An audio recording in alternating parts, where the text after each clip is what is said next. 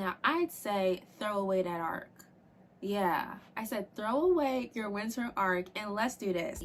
Hey, beautiful people, warm welcome to my channel. My name is Tochi. I'm a speaker. I am a women empowerment coach, and welcome to Snatching Our Crowns, a curated space dedicated to women all over the world to snatch our lives back and become the healthiest and fullest versions of ourselves together. And in today's video, we're getting into the winter glow up guide. We are in the final month of 2024. Hello, December. We are here.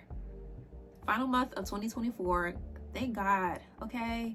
How? First of all, how? We are really in the final month. We're here. Okay. We're here. So let's ask ourselves, how can we level up, grow, and glow up in this final stretch of the year to build the momentum for the next year, so we're not starting from scratch, right?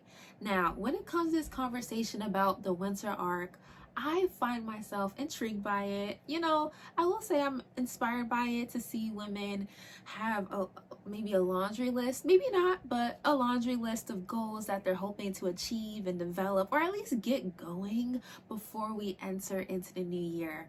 Now, I'd say throw away that arc. Yeah, I said throw away your winter arc and let's do this. But listen, I'm sharing what I'm sharing because it's working for me. And I think it's more of a practical approach to the winter arc. I'm being a little bit comedic when I say throw away your winter arc. Maybe revise it, maybe approach it in this added light I have to the conversation, because I want to make sure that what we're doing in this final stretch of 2024 is practical, is applicable, is something that we can actually incorporate in our day-to-day lives. It's not too taxing. It's not such a grandiose plan that we will actually apply as we finalize this year and by God's grace enter into a brand new year, already building and developing habits that we want to bring into the new year. And so as we are in these colder temperatures, freezing, it's cold. If you like winter, if you like the season of winter, I get it because of the holiday season, but I also don't get it because it's too cold. It's too cold. Let me know where you're from in the comments, or tell me where you're residing from, whether you are here in the States or if you're out of the States, out of America. Let me know where you're residing from, and let me know if it's cold where you are. Tell me what the temperature is giving, because your girl is cold here in the DMV. All right, so when it comes to these colder temperatures, we see how, you know, from a weather perspective, things are slowing down, you know, and with that, it's also a great time to reflect and slow down. So the benefit of it being cold and freezing outside is that we may have a little bit more time on our hands to reflect. And I think that this is a great way, or a great thing to incorporate in your winter arc, to incorporate in this final month of the year, to not only reflect on this particular year, but also to reflect on where you are thus far in your life, your age and stage. Yes, reflect on the year, reflect on the goals you had at the start of the year, whether you had a word for the year. My word was rebirth.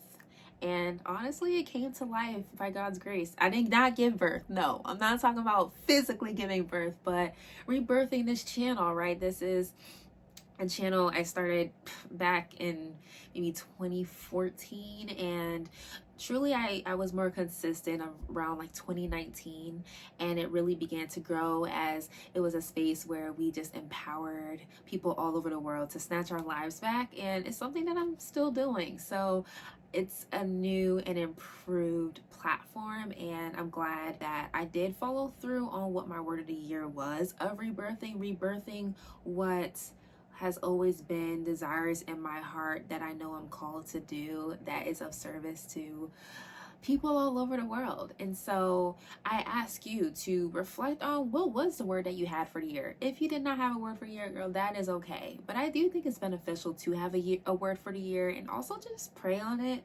You know, yes, you can create your own word and choose your own word. You have that free will to do so. I think inviting God into what that word for the year will be in 2025 is something that I think is not just beneficial, but it helps you to make sure you're more in alignment with what God's will is for your life. And so with that being said, embrace this time to reflect. Reflect on what you set out to achieve in this year, set out to begin doing, do more of, accomplish. What were those milestones? Did you achieve them? Were you close? Let this be a time where you can journal. I highly recommend journal or visual diaries where you can be able to just have these conversations, this inner dialogue, and also before God of what is it that we did do? What is not only that we did do, but what are experiences we had, whether it's with loved ones, what are things we prioritized this year that came to life? What are things we wish we would have prioritized more of that showed its rear end, you know what I mean? And whether that's fitness, whether you wish you worked out more, you may have been picking up some weight, or whether it is reading more and scrolling less on social media. Let this be a time in this final month where you can be honest. You can be honest about where you are and what kind of led you to be where you are. I think that reflecting allows you to address what needs to be addressed in order for you to take the necessary steps to become a person of purpose, a person who is living intentionally and is designing their lives in accordance to what their soul is longing to bring into fruition. So along the same vein of allowing this to be a time for personal growth and transformation, in doing so, I think one thing that can help us to circulate and implement more personal growth strategies in this final month is to integrate that in our routines. I think that routines can be something that is vital in allowing oneself to continually to develop and improve themselves. And it's always a great idea to retweak your routine as you continue to evolve and new ebbs and flows occur in your life, whether you have a new child or you got a new role or you want to have more of a healthier body or you want to develop your mind more by reading. Think through what are certain areas that you would like to incorporate more in your day-to-day and begin to pinpoint how you can be able to integrate that in your day-to-day through routines. Now, I think that in your winter arc, solidifying on a morning routine and or solidifying and establishing an evening routine is a great way to help you to intentionally allot time for whatever it is that you are trying to improve and develop in. And so what my morning routine looks like in this final month is having a very solid morning routine. And granted, before I even go into my own and providing ideas and suggestions to you all and open to hearing what yours are, I would say listen to and pay attention to the inclinations of your productivity. If you're more of an early bird, then get up earlier and maybe utilizing that productivity or that energy you have in the morning to pour into yourself and invest in yourself. If you're more of a night owl, kudos to you. I'm not one. I'm in bed. Do not call me at 11 because I'm not picking up the phone unless it's an emergency. I'm not that person. If you're texting me at 11, you're not going to get a response until the following day. It is what it is. Okay, I'm going a little personal there. Okay, what I was saying is, right, make sure that you design a morning routine or an evening routine based on your strengths. So if you're more of a night owl, have a more robust or more thoughtful evening routine that then allows you to improve upon those particular priorities that you are hoping and would like to cultivate in this final stretch, this final month of 2024. So for me, my focus is morning routines, and in my morning routine, I want to prioritize spending time with God first and foremost, not scrolling on social media, not even just being on my phone and just seeing what the updates are, checking my email, but no, God deserves the first and foremost fruit of my day. And he also just gives me that preparation for what the trouble of the day will bring, because life be lifing, and we need a sense of groundedness to prepare us for what the day will bring. Not only that, but also just to make sure that I'm in alignment, that I am in right standing with him, that he can then bring forth ideas and strategies, and also just like guidance concerning every single area of my life, because he is my, not just my Lord and my Savior, but also my best friend, also my closest friend, literally the one whom my heart belongs to. And so I owe it to him to really give him the first fruits of my morning. And then from there, a way I would like to improve upon in December is by reading. Now, I do fairly an okay job about spending time with God in the morning, so it's not an area of weakness for me. It's just making sure I'm waking up by 5 a.m. so I can really give him that time. And then I would like to follow that time with getting a book and a reading. It's for at least 5 minutes, literally 2 to 5 minutes. And what I do is even pull out my phone, set a timer, and read for 5 minutes. And now that may not seem like a substantial amount of time. However, it is effective, because did I read that day? Yes, I did. And if I do read for 5 minutes every single day, first of all, it will help me to just practice that habit.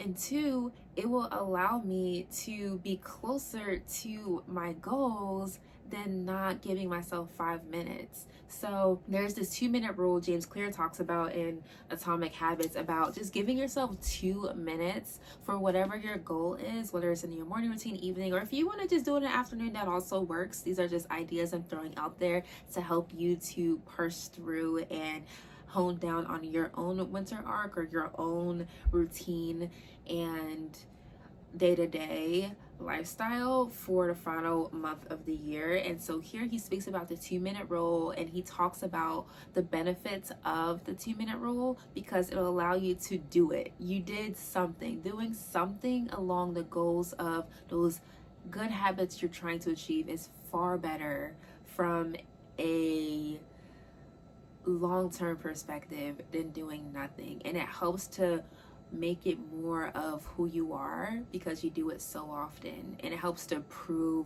that identity that you're hoping to be, aka like a reader, to yourself. So that's something I am planning to do for myself, of opening up a book. I did complete this book. This is a phenomenal read. I would love to even read it again with you all and have book clubs in the next coming years. So if you're interested in us just developing ourselves physically, mentally, emotionally, spiritually, make sure you are plugged into this channel. Make sure you're following us on Instagram, and you are all the way in, introducing yourself in the comments, introducing yourself in our Instagram reels and posts, and also DMing me, because I would love to personally meet you and just develop a relationship with you as I continue to just be a speaker of life into your journey, becoming the healthiest and fullest version of yourself. So highly recommend this book as a book you could potentially pick up for this final month of the year. My current read though is, if you're curious, it's A Spell of Good Things by Ayobami Adebayo. I read Stay With Me earlier in the year. It's just another book by this author, and it was phenomenal. So I said, I'm reading another book by her in the same year. So this is A Spell of Good Things. It's going to be the book I'm focusing on this year. And granted, yes, it's it's a cultural fiction. But I will say I did do a fair enough job reading a lot of personal development books this year. And so I allow myself to integrate a fictional book every 1 or 2 personal development books I read. One, because I think it helps to just boost the imaginativeness of reading a fiction, because we all have inner childs that are worthy of being nurtured. And 2, it's still allowing me to develop my intellect of reading and learning new words and becoming more well-rounded with various ideas or thoughts or concepts or stories. I am personally Nigerian, so it allows me to be in touch with my roots. And although this is a Yoruba author, I just love where I come from in general. I am Igbo Kwenu. But ultimately, I'm really grateful for the cultural background that I come up from, and I would just love to continue to learn about it through fictional reads. So after I wake up at 5 a.m., spend time with God and read for 2 minutes, 2 to 5 minutes. It could be more, right? But at least 2 to 5 minutes. Then I move my body. So I have various workouts, various physical activities that are my go-tos. This is something that I don't necessarily struggle with as much as I may struggle with reading, for example. So being realistic about what are your proclivities, what are those areas or habits that you find it to be more challenging to do, and find ways to fit it in your schedule in a way that would help you to be more likely to do it. Like for me, every morning, or at least most mornings in the week, I have to move my body. I have to move my body for at least 15 minutes, whether it's a 15-minute HIIT workout, whether it's a 1-hour walk, whether it is a jump rope session. I have to move my body. It's a non-negotiable, and it does so much for me, not just physically, but truly mentally. And it's almost like a sacred time for me to be in touch with my body, in touch with nature. So because I know that that's something I must do, I say, in order to do a habit that I enjoy doing, which is exercising, let me stack it by doing a habit that it comes less naturally, which is reading, which will become more naturally for me as we read more and make it more of a habit. So this is actually something that James Clear talks about in Atomic Habits, called habit stacking. It's, for example, a phrase: before I do X, whether it's before I scroll on social media, before I do something I want to do, I'm going to do something that I need to do. So before I scroll on social media, before I eat a delicious breakfast, let me go on a walk. Let me call my grandmother. Let me do something that's a good habit, that is good for you in any area of your life. And then you'll be able to do what you want to do. So I think that's a great idea when it comes to you designing your routine for this final month of 2024, of you figuring out what is something that you typically do anyway, and put something that you need to start doing more of right before you do that activity. So for me, it's reading right before I work out, because that's something I must do and I love to do. Right now, comment down below something you want to commit to in the comments in this final month, and let us just celebrate these small wins and root for one another and encourage one another, because in order to become the version of yourself you can't stop dreaming about, in order to live a more purposeful life, in order to live a life that you love, in order to live a life of legacy, of true meaning, you need to master your daily habits, because it can then set you up for success and living an intentional life. And your future self, your future life needs your current healthy, good habits in order to sustain itself. Design your ideal routine, whether it's a morning routine, evening routine, and incorporate habit stacking in that routine. I also would like to encourage you. Last I talked about faith for me in the first 30 minutes of my day, incorporating faith in that routine. I know we may come from various backgrounds, various religious or faith-related beliefs. I stand for Jesus. He is the best thing that's ever happened and will ever happen to me. I encourage you to allow you to incorporate that time of faith and reflection in that routine, especially right now more than ever as we close out the year by God's grace. And also prioritize movement. Yes, with this colder climate, things are slowing down. The hibernation season has commenced, yet that doesn't mean our exercise ends, okay? We need to prioritize physically moving our bodies, because it will help us actually energetically.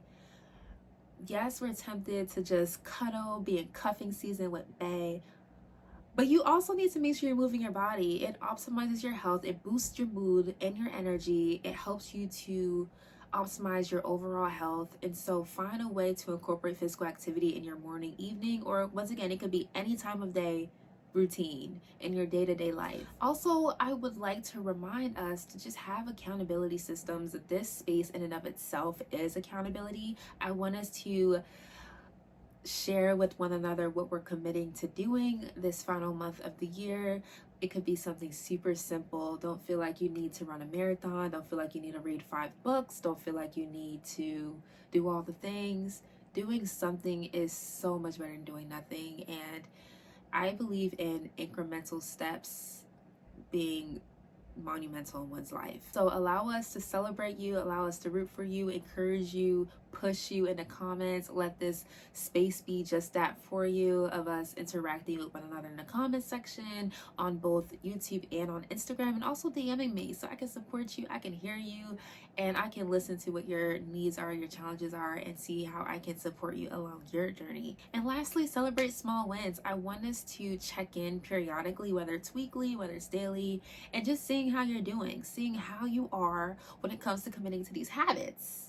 Okay, like you can tell me, oh sis girl, I fell off last night, girl, I did none of the above. All the things I said I was trying to do, I did none of the above. And I'm like, girl, I hear you. It be like that. Let this be that space where we can be honest, where we can be genuine, and we can also be very supportive, non-judgmental, a safe space where we can really build one another up. I can build you up, and you can really feel like you have that wind beneath your wings to truly fly, to truly soar and thrive through the way you are living your day-to-day life. And so I hope that this video was helpful to you with building and designing this ultimate winter glow up guide as we close out the year 2024 into the new year.